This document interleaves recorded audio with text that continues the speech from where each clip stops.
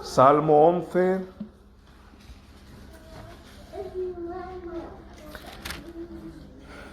El Salmo de David.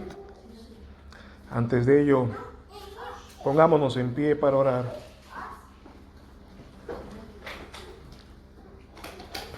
Salmo 11.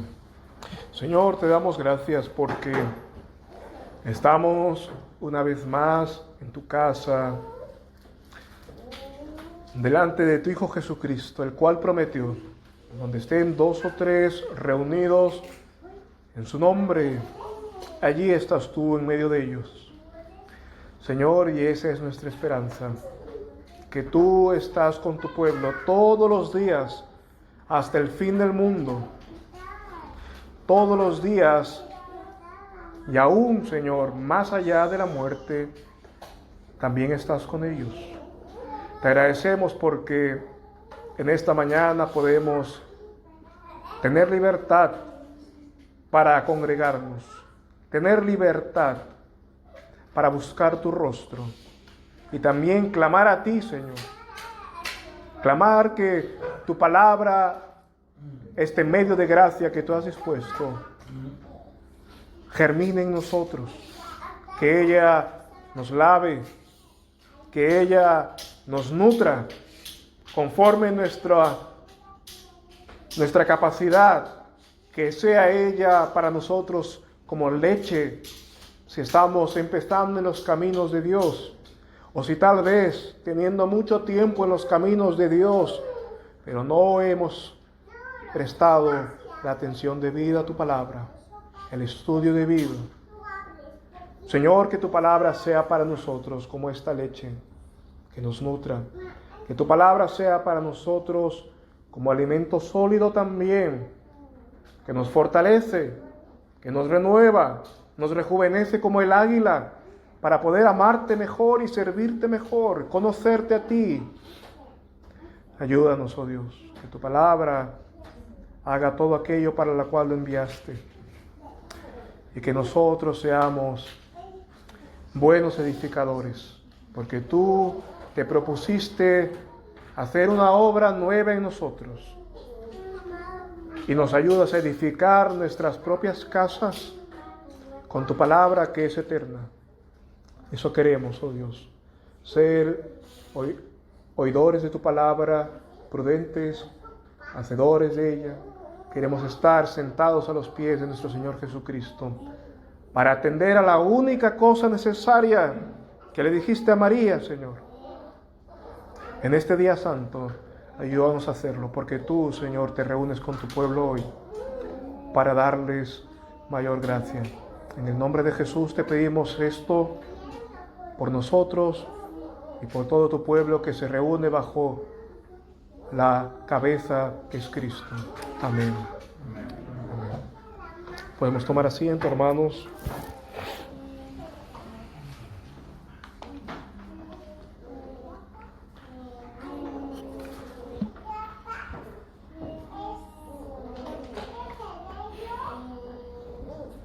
Veíamos nosotros la semana anterior en el Salmo 10 o el Salmo 9, segunda parte, como sea que podamos nosotros también meditar en él.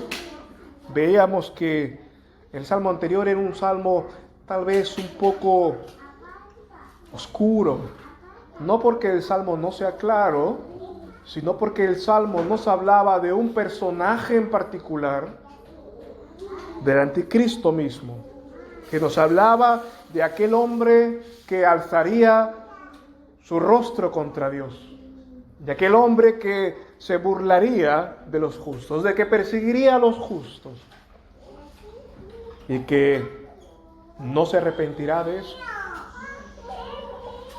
Veíamos en el Salmo 10, el salmo conocido durante largo tiempo, centenios, como el Salmo del Anticristo. Pero también veíamos que no solamente nos habla de el Anticristo, sino que nos habla de todos aquellos que han seguido la mentira de él. De todos aquellos que han amado más la vanidad de este mundo que este mundo ofrece que Dios mismo.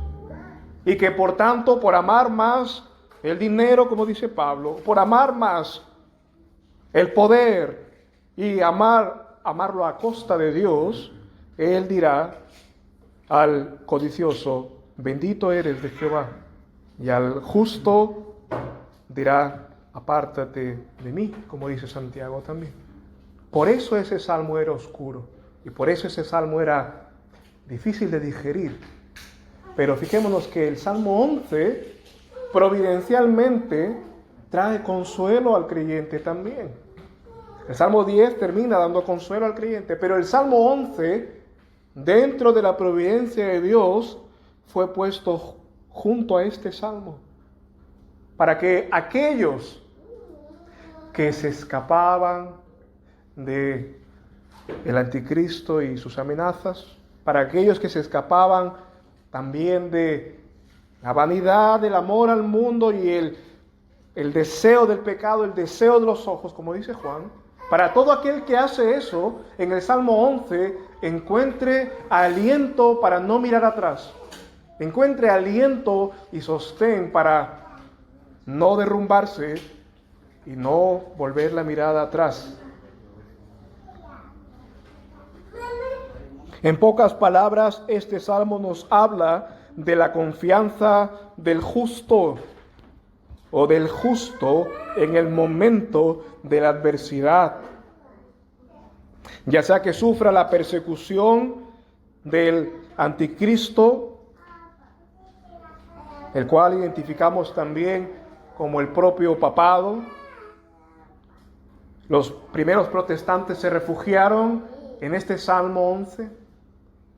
Pero también, además de aquellos que sufren tal vez la persecución, tal vez no como en ese momento, pero sí de hombres impíos a día de hoy que quieren poner acechanza a los justos, que quieren poner acechanza a aquellos que simplemente quieren vivir piadosamente. Pero las obras justas que hacen despiertan la envidia de los hombres injustos, como Caín, que mató a Abel. En cualquier caso, cualquiera sea la dificultad, si sentimos que es fuerte, que en determinado momento de nuestras vidas, hermanos, llega a nuestra casa una tormenta, una tempestad, como el Señor Jesús dijo que iba a venir a las casas de los justos, o si sentimos que una multitud de flechas, una horda de flechas, llega a nuestro escudo en plena guerra, el salmista nos recuerda lo que nos podrá sostener en esos momentos. De hecho, lo único que podrá sostenernos en ese momento, lo único que puede sostener al individuo, a su familia o a la iglesia que esté bajo ataque. Dice el verso 1, en Jehová he confiado. ¿Cómo decís a mi alma, escapa a vuestro monte cual ave? En Jehová he confiado, ¿cómo decís a mi alma, escapa a vuestro monte? Lo primero que vemos es que se le propone al justo algo. El justo en el momento de la prueba, en ese momento se le sugiere algo. Se le sugiere un consejo para librarse de la angustia. ¿Cuál es? Cambia de monte. Sal a vuestro monte. Subrayemos ahí. Escapa a vuestro monte. En realidad lo que le está diciendo es que abandone su actual refugio, que abandone su actual morada, que cambie. Allí donde ha puesto el nido se está incendiando y tiene que cambiar, tiene que huir, tiene que dejar su base, tiene que dejar sus principios, tiene que dejarlo todo porque se está incendiando. Su actual refugio no va a permanecer mucho tiempo, por tanto cambia.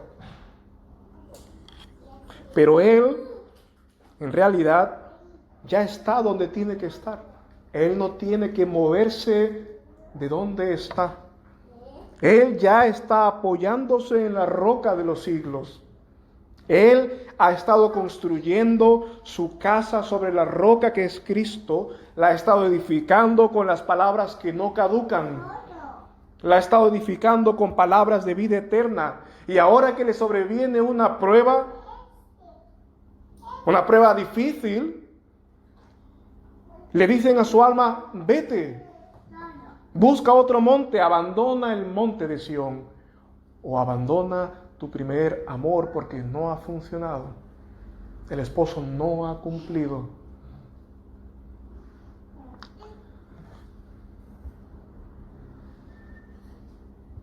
Es más, algunos también interpretan aquí que no solamente le dicen al salmista que deje ese monte, sino que venga a su monte.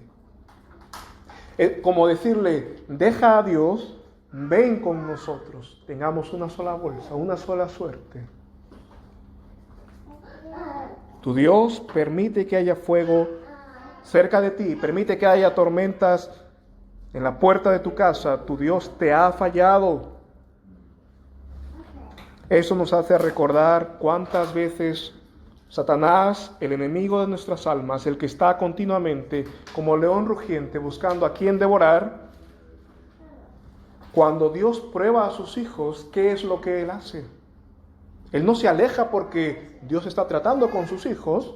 Al contrario, cuando están siendo probados, Él se acerca a sus hijos, a los hijos de Dios. Cuando Dios prueba a sus hijos, Él se acerca aún más a ellos por medio de alguna situación tal vez dolorosa, confusa. Y el consejo de Satanás viene y nos sugiere que abandonemos nuestra fe, que abandonemos la palabra de Dios, que abandonemos la casa del Padre, que abandonemos la iglesia, que abandonemos las amistades piadosas, que abandonemos a Dios, a Cristo y su cuerpo. Ante esas voces que supuestamente buscan nuestro bien, este salmo nos recuerda que no buscan nuestro auxilio.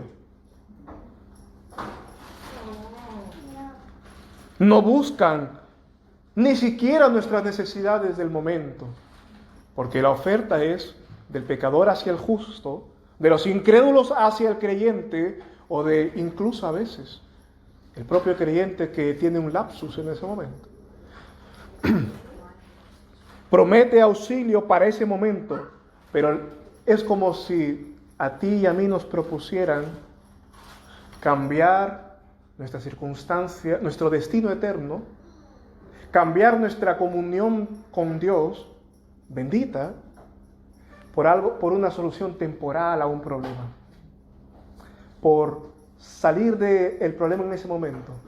Lo que comúnmente se dice cuando alguien va a entrar en un negocio y dice, vendí mi alma al diablo por hacer esto, estas cosas. Por un momento de necesidad,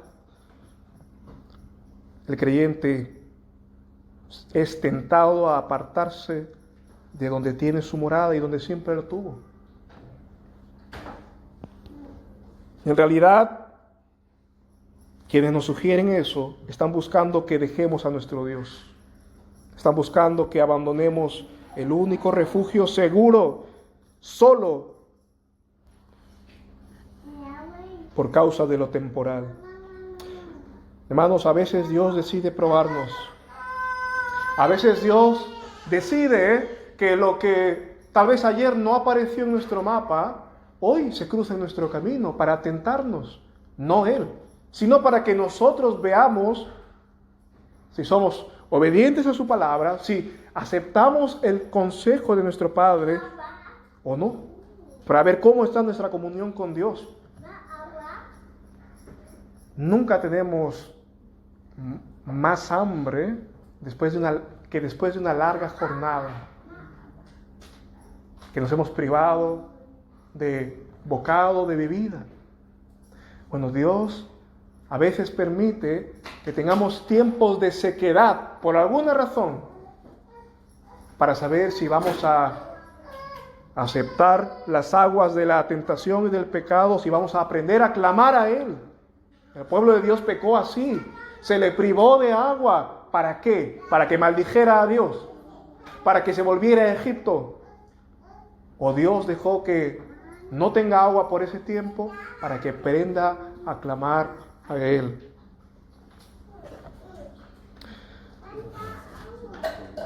Dios prueba nuestro amor, hermanos, como le es lícito hacerlo. Dios prueba nuestro amor. En esas circunstancias debemos recordar bien algo, hermanos. Esto te puede servir. Si no hoy, guárdalo como María, para cuando sea el momento. Estas insinuaciones vendrán incluso de nuestros más cercanos, incluso de las personas que más nos aman. Porque hay amor que no es conforme ciencia. Y hay amor celoso que no es conforme a la palabra de Dios. Pedro le sugirió al Señor que no fuera a la cruz cuando su momento había llegado, pero era necesario que vaya a la cruz.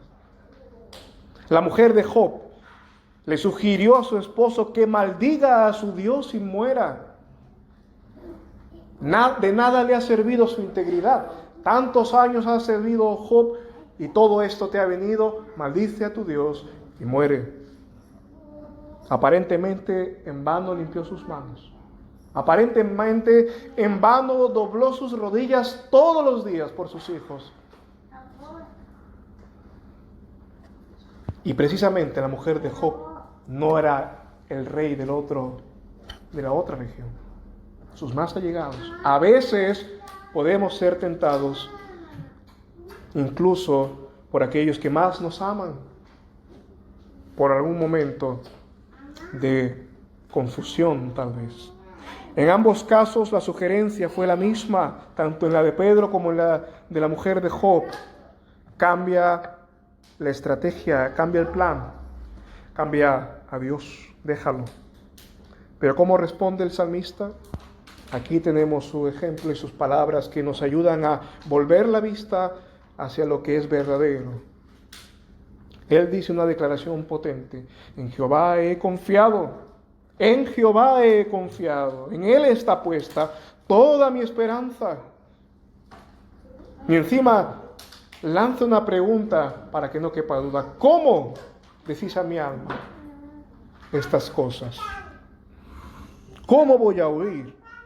El apóstol Pablo, al final de su vida, en la segunda epístola de Timoteo, el capítulo 1, verso 12, él dice palabras similares: yo sé a quién he creído y estoy seguro de que es poderoso para guardar mi depósito para aquel día. En otras palabras, él estaba firme en su mente y en su corazón de que su Dios era su protector, era el poderoso gigante que estaba al lado de él, que su Dios tenía el poder para guardarlo y solamente él se iría de esta tierra cuando su Dios lo llame.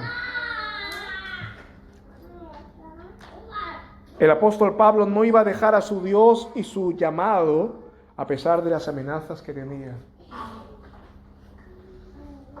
Tal vez nos hace sentir muy lejos cuando decimos el llamado de Pablo. Él fue llamado a ser apóstol. Tú y yo tenemos distintas vocaciones, distintas ocupaciones, pero tenemos también un supremo llamamiento sobre toda actividad que podamos hacer, y nuestro llamamiento es a ser de Jesucristo. Nuestro llamamiento es a comunicar las virtudes de aquel que nos llamó, segunda epístola de Pedro. El propio Job, mira lo que le dijo a sus amigos. Fíjate en el capítulo 13, el versículo 15. Él le dice lo siguiente: he aquí, aunque él me matare, en él esperaré. ¡Qué determinación de Job! Job 13:15. Aunque él me matare, Dios, en él voy a esperar. Todos le decían que lo que le vino fue porque había pecado, que el fuego de la prueba le había venido por causa de pecado. En realidad, Dios lo estaba exponiendo al fuego para purificarlo, para afinar su fe como oro.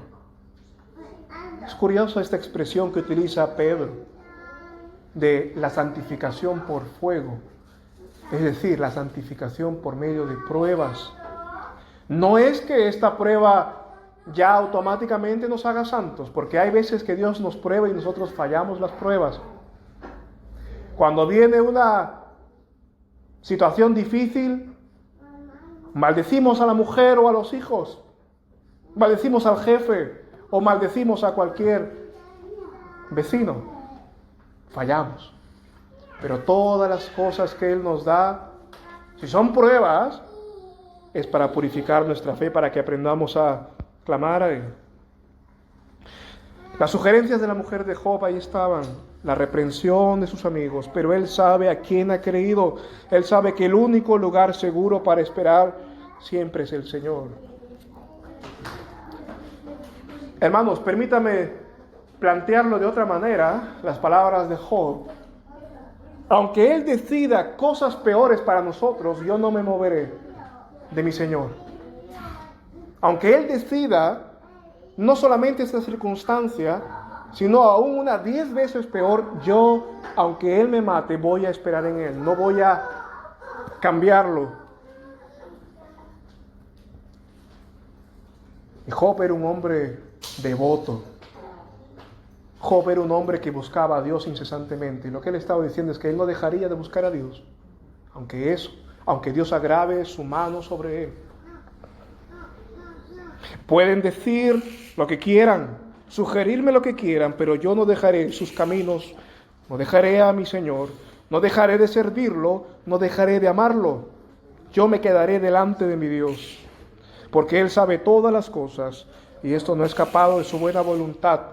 Esta es su buena voluntad y eso es lo que el cristiano tiene que aprender en la escuela de Dios, que las dificultades no son cosas que se le escapa a Dios para nuestras vidas, sino que es la buena voluntad de Dios, aun aquellas que a veces las hemos provocado por nuestro pecado. Aun esas cosas pueden ser dulces y buenos remedios para todos los que aman a Dios.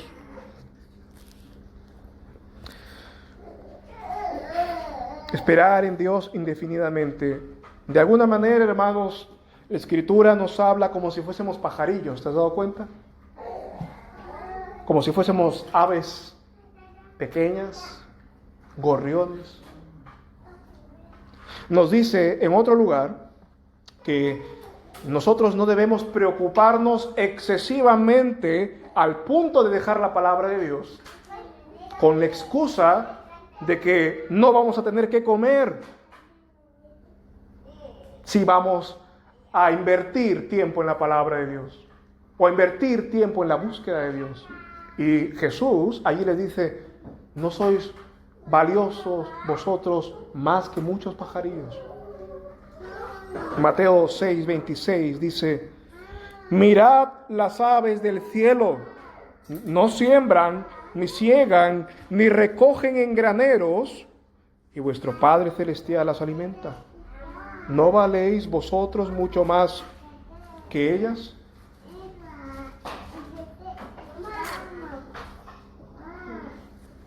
Y el Señor nos da mucho más que solamente comida, como aparentemente el texto dice. Fijémonos que la Escritura también nos dice que en la casa del Señor está nuestra morada para nosotros y para nuestros hijos. Salmo 84. Vamos un momento allí. Salmo 84 nos dice: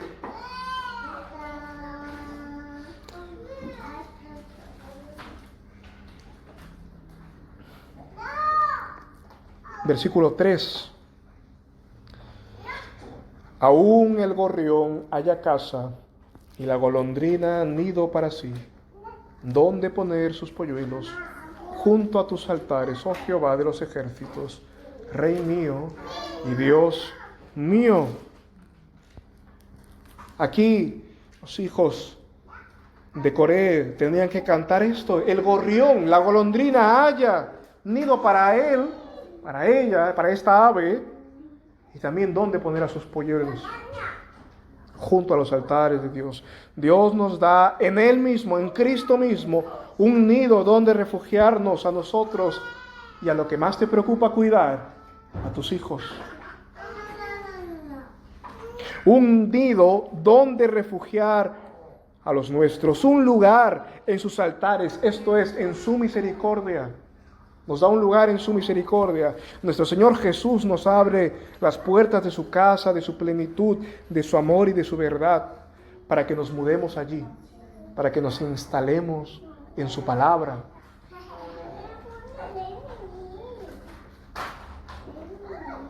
Para que nos mudemos con nuestra familia a su familia, así como los hermanos de José. Los hermanos de José, aquel que vendieron y despreciaron, y luego Dios lo hizo Señor de Egipto, invitó a sus hermanos a venir, a vivir con Él, a ellos y a sus hijos. Esa es la invitación que hace nuestro Señor Jesucristo. A pesar de haber sido nosotros traidores de su ley, a pesar de haber sido nosotros transgresores de su ley, Él, sin embargo, nos invita a venir arrepentidos, que en su casa muchas moradas hay, y que no solamente promete bendecirnos a nosotros, sino ocuparse del entero cuidado de los nuestros. Sí, del cuidado espiritual, que es el alma, pero también el cuerpo. Él promete todo en esas palabras. Por tanto, no hay excusa en nosotros para dejar a nuestro Dios con la excusa de que si no, lo perderemos todo, porque estamos instalados en su casa como el gorrión. Tal vez tú no te consideres así, tal vez no te consideres como un gorrión o una golondrina que ha llevado su nido y sus polluelos, pero el Salmo 84 describe al creyente. Aquel que ha confiado en Cristo tiene un lugar al igual que esta ave. Te invito a que veas que tu vida y tu casa y todo lo que tienes está en Dios, no fuera de Él. Hubo un hombre que pensó que podría alcanzar bendición lejos de sus caminos. Se llamó Elimelec. Elimelec del libro de Ruth. Ese libro comienza diciendo que cuando el pueblo de Belén estaba en aprietos, no había pan en la casa de pan, como se significa Belén, Elimelec tomó la mejor decisión de su vida: mudarse a Moab, salir del pueblo prometido, salir de Dios para irse al mundo, en otras palabras. No funciona esto. He perseverado, he trabajado en esta tierra y no me sabe dar más que abrojos. No hay pan aquí. Vayámonos al mundo. Elimelec tomó la mejor decisión de su vida, o fue lo que en ese momento debió hacer es humillarse ante Dios y decir: Señor, de aquí no nos movemos de nuestra cercanía a ti. Mi familia cada vez está perseverando en la gracia, buscándote más. Yo de aquí no me muevo, aunque haya venido esto tal vez. Bueno, luego la familia de Elimelec fue enriquecida en todo sentido por medio de vos. Si tan solo Elimelec no se hubiese movido. Las últimas palabras de Noemí en tierra ya de Israel, cuando ella volvió, ella dijo lo siguiente: me fui llena y Jehová ha salido contra mí. Pero ¿cómo que te fuiste llena si precisamente te fuiste pensando que no tenías nada? Es que a veces la aflicción no nos deja ver cuán ricos somos en Cristo, cuántas cosas ya tenemos, y nos ciega por un momento y nos hace tomar decisiones que después vemos lo que teníamos. Jesucristo llama al pecador. Él no vino a condenar al mundo, porque el mundo ya estaba condenado. Él vino para que el mundo sea salvo por Él. El mundo ya estaba en ruinas. Tú y yo estamos en ruinas.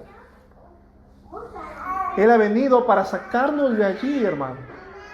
Y aun cuando tal vez haya carencia de pan, como el ejemplo que acabo de citar de Elimelec, aún en esos casos, hermanos, para él no es nada hacer que de pronto sople el viento en tu casa y tengas una gran riqueza.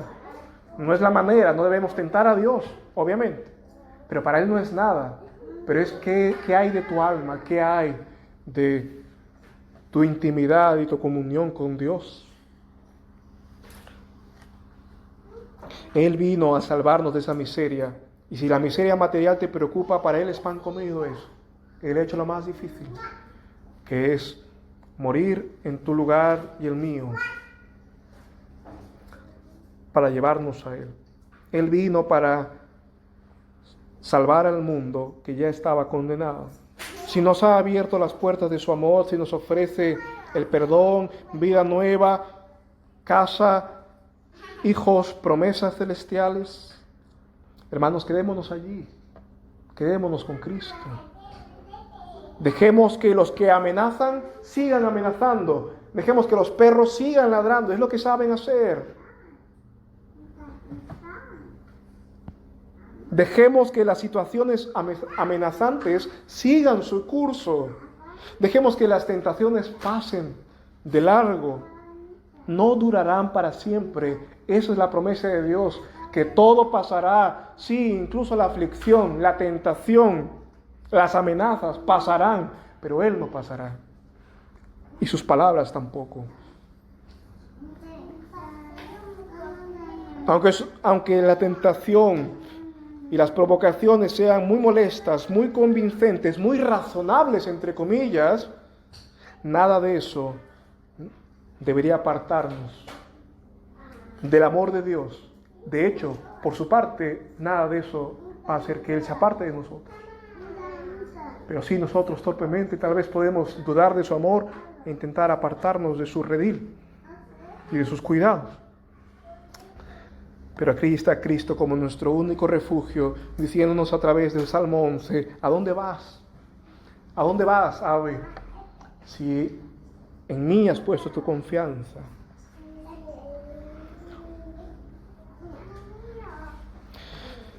Recuerda las palabras del proverbista, Proverbios 23:23. Compra la verdad, no la vendas. Compra la verdad y no la vendas. La sabiduría, la instrucción y la inteligencia. Hermano, ¿tú has comprado la perla del gran precio?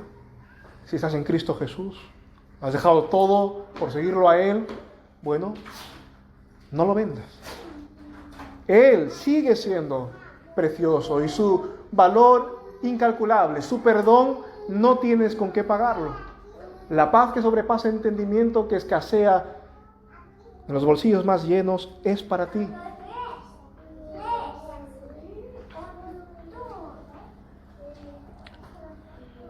Proverbios 23:23 nos dice, compra la verdad y no la vendas. Y Judas nos recuerda algo también. El penúltimo libro de la Biblia, Judas, versículo 21 nos dice, versículo 21, conservaos en el amor de Dios, esperando la misericordia de nuestro Señor Jesucristo para vida eterna. Para Judas, conservarte en el amor de Dios es conservarte en la palabra de Dios. Tal vez no lo vemos así. Perseverar en la palabra, perseverar en el conocimiento de Dios, en la comunión con Dios, es perseverar en su amor. Y para Judas es conservarte en su amor.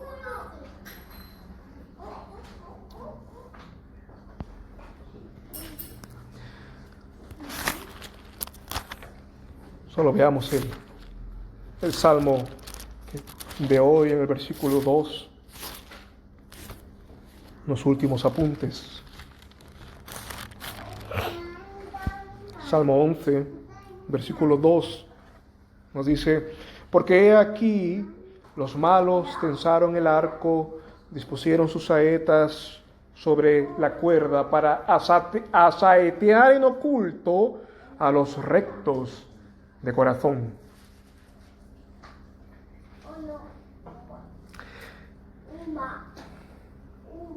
Es como si dijesen, mira las amenazas, mira que los malos han tensado el arco, han preparado el arco, están a punto de disparar y el objetivo eres tú.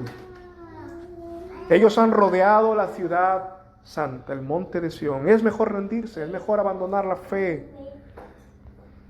Permíteme ir por un momento en la historia. Los primeros protestantes, cuando leían el Salmo 10 y luego leían el Salmo 11, se sentían animados, porque aunque los que se volcaban en idolatría por el Papa amenazaban con perseguirlos a ellos y despojarlos de todas sus pertenencias por no seguir al Papa y sus obispos y su idolatría.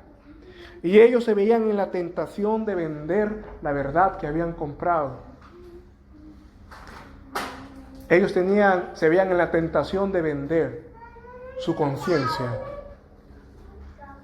Sigo al Papa, su idolatría de imágenes y la misa, o me quedo con el Evangelio de Jesucristo.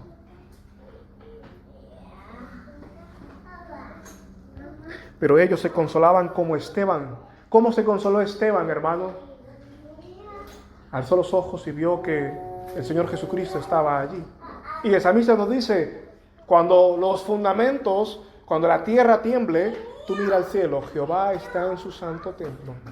Nuestro Señor está sentado en la diestra del Padre y nada lo moverá. Y porque Él vive, nosotros viviremos también con Él.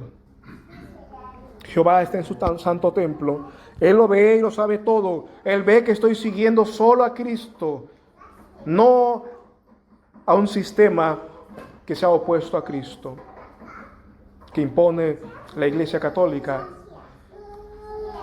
Él juzgará mi causa.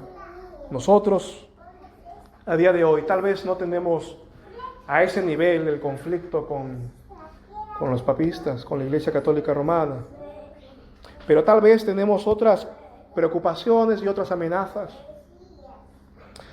Incluso en nuestro mismo vecindario o lugar de trabajo. Pero podemos decir lo mismo. Ante diferentes enemigos, pero decir lo mismo, la misma confianza. En el mismo Dios confiamos. No tener temor de dejarlo todo, si es necesario, por quedarnos con la roca.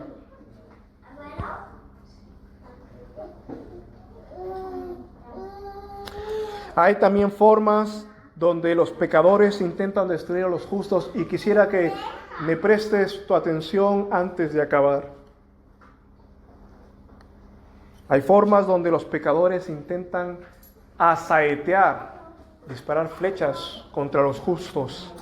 Lanzan sus palabras con amenazas o con malas conversaciones. Hay dos maneras donde te puede alcanzar las flechas de Satanás.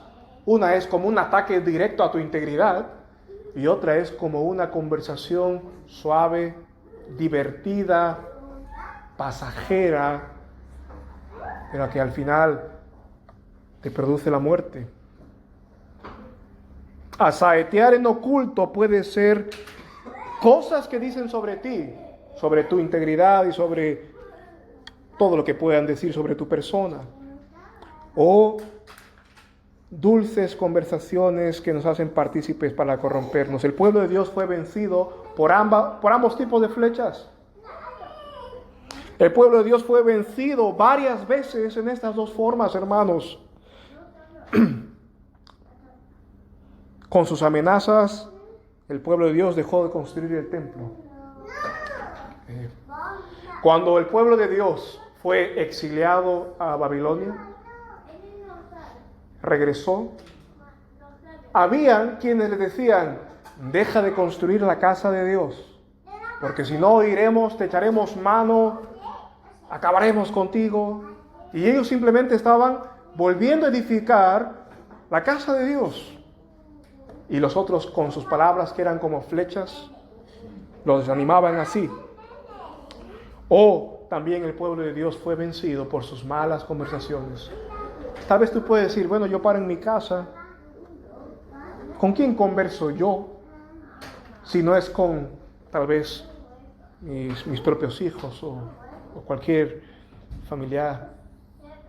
Y ahora podemos conversar incluso por pantallas y ver contenidos y dejar que nos hablen al oído y dejar que su manera de pensar poco a poco se vuelve la nuestra. Y de pronto tu mente y la mía se saturan no de la palabra de Dios, sino de la vanidad y el engaño del mundo. Acompáñame a leer Nehemías capítulo 6 por un momento para acabar. Sé que es la tercera vez que digo que vamos a acabar, pero esta vez sí. Nehemías 6.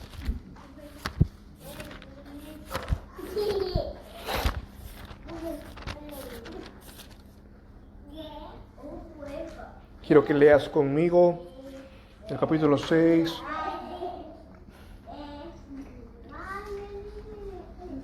Nos fijaremos en 2 versículos, pero es mejor que leamos desde el 1 hasta el 11. Y de aquí escogeremos 2 versículos. Dice Nehemías 6. Y aconteció que, habiendo oído Sanballat y Tobías y Gesem, el árabe, y el resto de nuestros enemigos, que yo había edificado el muro, y que no quedaba en él brecha alguna, aunque hasta aquel tiempo no había puesto las hojas en las puertas, Sanballat y Gesem enviaron a decirme: ven y juntémonos en alguna de las aldeas en el valle de Ono.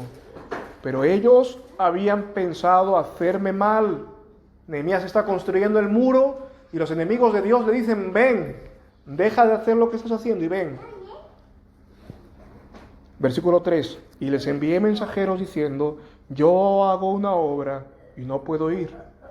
¿Por qué habría de cesar la obra, dejándola yo para bajar a vosotros? Y me enviaron mensajeros con el mismo asunto 4 veces.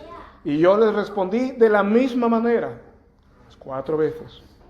Entonces Sanballat me envió su criado a decir lo mismo por 5ª vez, con una carta abierta en su mano, en la cual estaba escrito: se ha oído entre las naciones, y Gasmu lo dice, que tú y los judíos pensáis rebelaros, y que por eso edificas tú el muro, para que según tus palabras seas tú su rey, y que también han puesto profetas, y que proclamen de ti en Jerusalén, diciendo: hay rey en Jerusalén. Y ahora serán oídas por el rey tales palabras, por tanto ven y consultemos juntos. En otras palabras, cuando los enemigos de Dios no pueden hacer que el hombre se detenga de su obra, lo amenazan y le dicen: mira, hemos oído esto, que tú te vas a rebelar contra el rey, que tú esto no lo estás haciendo y luego regresarás. Así que si esto lo llega a escuchar el rey, tú estás en un grave aprieto. La amenaza de su vida.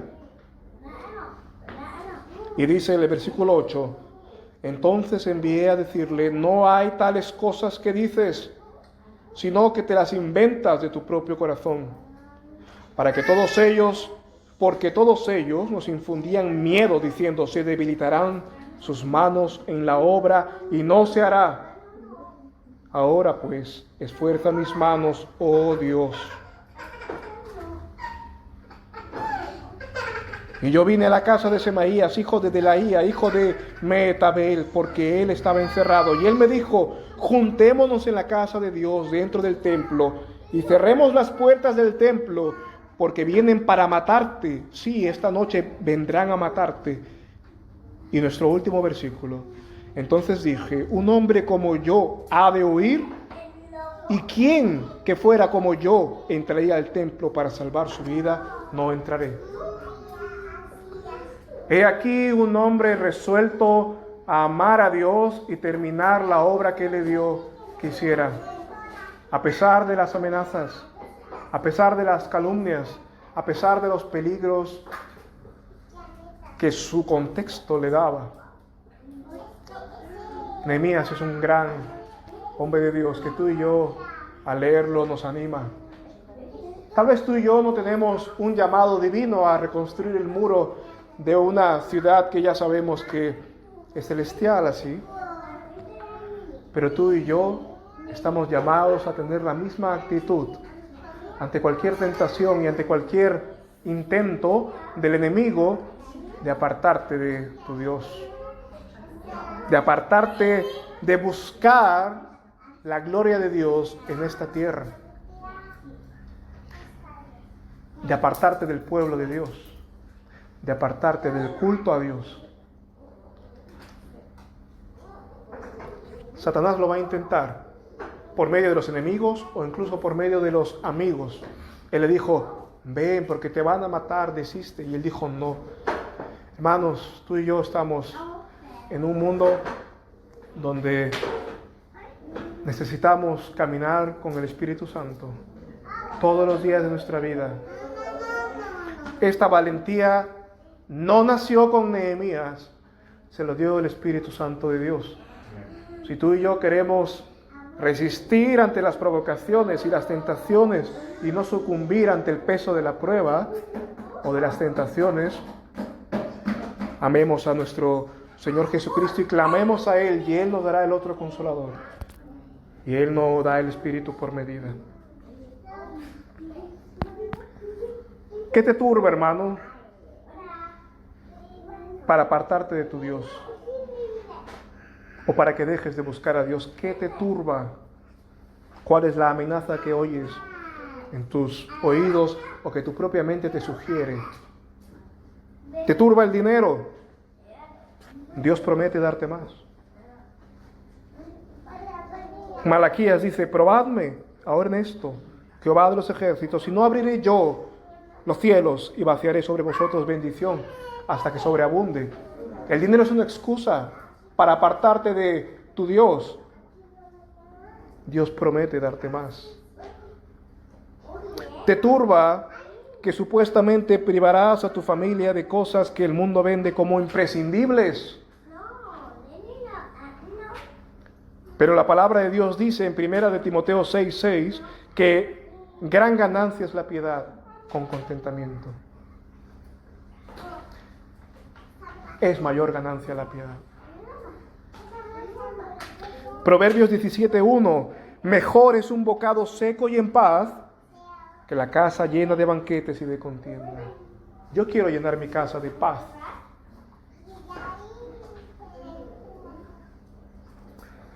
Más que de banquete y contienda. Te engañan las tentaciones.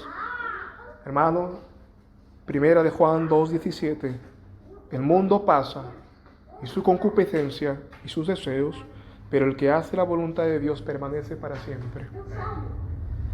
Vayamos a nuestro Dios, nuestro Salvador y nuestro abogado Jesucristo. Padre Santo, te damos gracias porque con tu palabra nos recuerdas dónde están nuestros pies desde el primer día que acudimos a ti.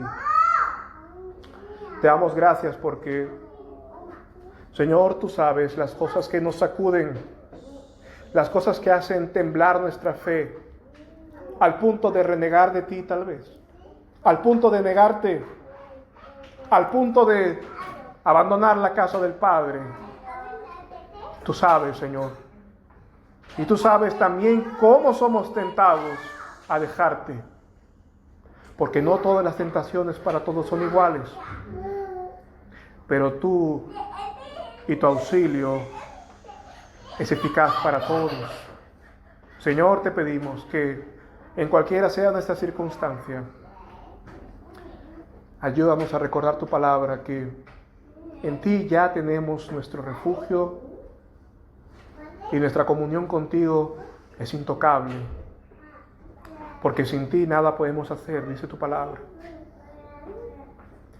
Ayúdanos a tener la resolución de estos hombres que te conocieron, que te amaron y que por ti fueron fortalecidos y luego inmortalizados. Ayúdanos, oh Señor, porque somos débiles y porque el mundo y el deseo de los ojos, la vanagloria de esta vida nos tienta, y también las amenazas de algunos o las cosas que pasan también nos desaniman. pero nuestra esperanza está en ti. Enséñanos hoy a recordarle eso a nuestra alma, y que tú, Señor, estás atento a las oraciones de tus hijos para hacer su pronto auxilio en las tribulaciones, para que ellos encuentren en ti el socorro oportuno siempre. Abre nuestros ojos, Señor, enséñanos que contigo realmente somos más que vencedores y tenemos también todas las cosas que deseamos, que tú eres nuestro pastor, que nada nos faltará. En el nombre de Jesús te agradecemos. Amén. Y amén.